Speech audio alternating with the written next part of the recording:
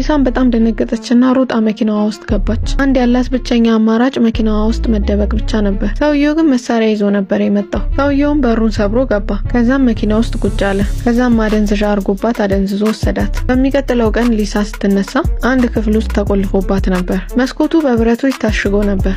ሰውየው አቅዶ የተዘጋጀበት ነገር እንደሆነ ያስታውቃል። ሊሳ ደንግጣ ወደ በሩ ሮጣ ሄደች። ወደ ውጪ ስታይ ግን ምንም የሚጠቅም ነገር ማየት አልቻለችም። ከዛ ግን ድንገት በመስኮት በኩል ከውጪ አንድ ድምጽ መጣ። ቶሎ ብላም ለእርዳታ በመስኮቱ በኩል መጮህ ጀመረች።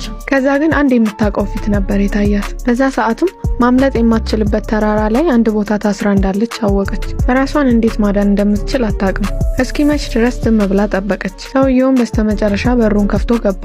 ሊሳም አንድ ጥግ ላይ ጥቅልል ብላ ቁጭ ብላ ነበር። ብትጮህ እንኳን ማንም እንደማይሰማት ታውቃለች። ሰውየው ዝም ብሎ ወደሷ ሲመጣ ሊሳ ምን እንደፈለገ ገባት። ገንዘብ ይፈልገ ነበር የመሰላት። ቁጥር ይጠራል ብላ እየጠበቀችው ነበር። እሱ ግን እሷ ያሰበችውን ነገር አልፈለገም። ሊሳ ልትቋቋመው ሞከረች፣ ግን ምንም ብታረግለት ከዛ ክፍል እንደማያስወጣት ገባት። ሰውየው ታብሌቷን ወሰደ። ቪዲዮዎቿንና ፎቶዎቿን እያየ የሞተውን ባሏን ይሰድበው ጀመር። ሊሳ ሌሊቱ ሙሉ በስቃይ አሳለፈች።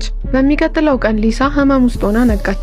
ወደ በሩም ጠጋ ስትል አንድ ነገር አስተዋለች። ቁልፉ አልተነቀለም፣ በውጭ በኩል እንደተሰካ ነው። ከዛም ቶሎ ብላ ቁልፉን የምታወጣበት መንገድ ፈለገች። ቁልፉን ለመያዝ ጃኬቷን በታች በኩል አወጣች። ከዛም አንድ ሚስማር አገኘችና ሚስማሩን በልብሷ ይዛ ባለ በሌላ አቅሟ ጎትታ አወጣችው። ከዛም ቁልፉን ወደ ውጪ መግፋት ጀመረች። ሙከራዋም ተሳካላት። ቁልፉ ወደቀ። ቶሎ ብላ በሩን ከፈተች። ከዛም ከጨለማው ክፍል ወጣች። ግን ትንሽ ከተራመደች በኋላ ሰውየው ወደ ቤት እየተመለሰ እንደሆነ አየች። ቶሎ ብላ አንድ መደርደሪያ ጀርባ ተደበቀች። እያንዳንዱን እንቅስቃሴዎቹን እየተከታተለች ነበር። ሰውየው እንደወጣች አላወቀም። ተረጋግቶ ቁርሱን በላ። ትንሽ ቆይቶም ስልኩ ጮኸ።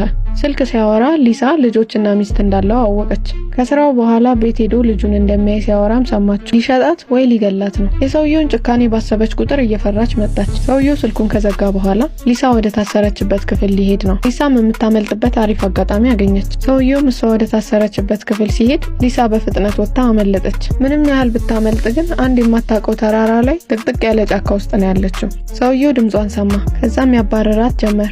ነፍሷን ለማዳን እየሮጠች እያለ አንድ እንጨት አደናቅፏት ወድቃ እግሯን ሰበረችው። ሰውየውም እየቀረባት መጣ። ህመሟን ወጥ አርጋ እንጨቱን ጎትታ ከእግሯ ውስጥ አወጣችው። ሊሳ ምንም ያህል ብትጎዳም ሰውየው ግን ሊለቃት አልቻለም። ሊሳም ሮጣ አንድ ወንዝ ጋር ደረሰች። ሊሳ ሰውየውን በጭካኔ እያየችው ወደፊት ከማምለጥ ውጪ ምርጫ እንደሌላት ታወቀች። ከዛም ዝም ብላ ወደ ወንዙ ውስጥ ዘለለች። ወንዙም ተሸክሟት ይዟት ሄደ። ከዛ ግን እንደ ድል አንድ ዳር ላይ ቆመች። አሁን ያለባት ችግር ግን ሰውየው ብቻ አልነበረም። እግሯ ተጎድቷል። አንድ እርምጃ መራመድ እንኳን ከብዷታል። ህመሟን ወጥ አርጋ እየሄደች እያለ ግን አንድ ድምጽ ሰማች። ማንም በሌለበት በዚህ ጫካ ውስጥ ሰውየው መጥቶባት ይሆን?